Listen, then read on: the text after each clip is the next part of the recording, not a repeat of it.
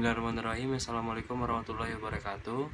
Perkenalkan, nama saya Wildan Asyari dari Prodi S1 Kesehatan Masyarakat dengan nomor induk mahasiswa 20110241313196, kelas 3H, mata kuliah Dasar Ilmu Kesehatan Gizi Masyarakat. Dalam kesempatan kali ini saya akan menjelaskan atau meresum tentang modul 13 dengan judul Gizi Daur Kehidupan.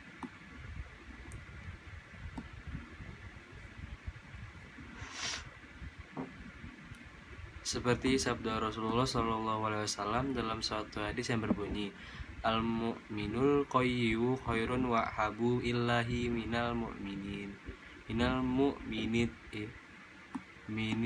minit ta'if.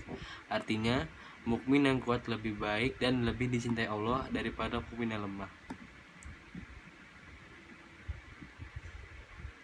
Tahap dalam gizi daur. Yang pertama, gizi ibu hamil atau gizi ibu hamil menyusui. Yang kedua, gizi bayi balita. Yang tiga, gizi anak sekolah. Yang keempat, gizi remaja. Yang kelima, gizi orang dewasa. Dan yang terakhir, gizi lansia. Gizi ibu hamil. Dalam tabel AKG jelas terlihat perbedaan kebutuhan wanita hamil dengan penambahan kalori 180 sampai 300 kalori menyesuaikan usia kehamilan.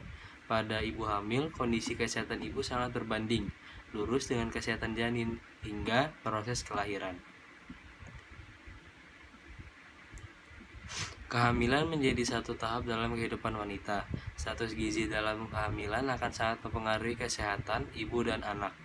PR ibu hamil adalah harus mampu melahirkan bayi dengan berat badan kurang lebih 2.500 gram.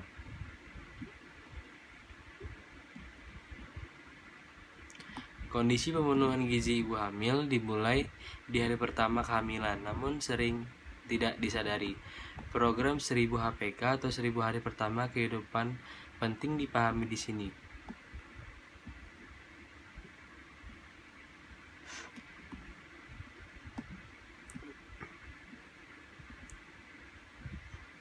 Nutrisi ibu hamil penting sekali bagi janin-janin tumbuh dengan mengambil zat-zat gizi dari makanan yang dikonsumsi oleh seorang ibu dan dari simpanan zat gizi ibu. Pemenuhan ini dengan konsep gizi seimbang bagi ibu hamil.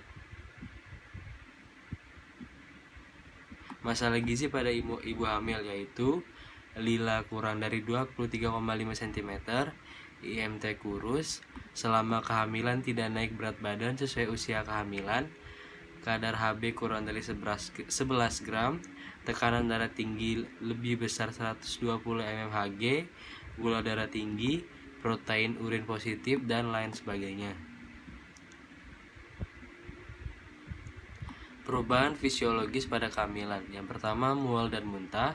Yang kedua, konstipasi. Yang ketiga, edema. Yang keempat, anemia. Kebutuhan gizi tiap trimester. Trimester 1. Tahap ini janin sedang mengalami pembentukan dan perkembangan sehingga kebutuhan gizi harus terpenuhi secara optimal. Trimester 2. Tahap ini janin mengalami perkembangan pesat dan nutrisi pun harus meningkat. Ibu hamil harus memahami perkembangan yang terjadi pada janin sehingga akan mampu tetap memenuhi nutrisi yang tepat.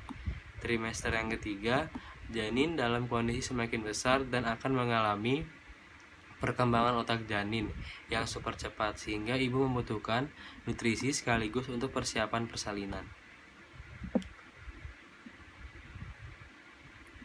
Pesan gizi seimbang untuk ibu hamil. Konsumsi beragam pangan yang lebih banyak, batasi konsumsi makanan yang mengandung garam tinggi, minum air putih lebih banyak, dan batasi minum teh dan kopi.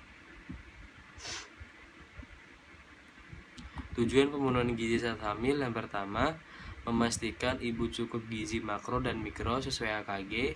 Yang kedua, sebagai bahan baku pertumbuhan janin. Yang ketiga, membiasakan ibu untuk memenuhi gizi sejak hamil hingga mengajarkan anak.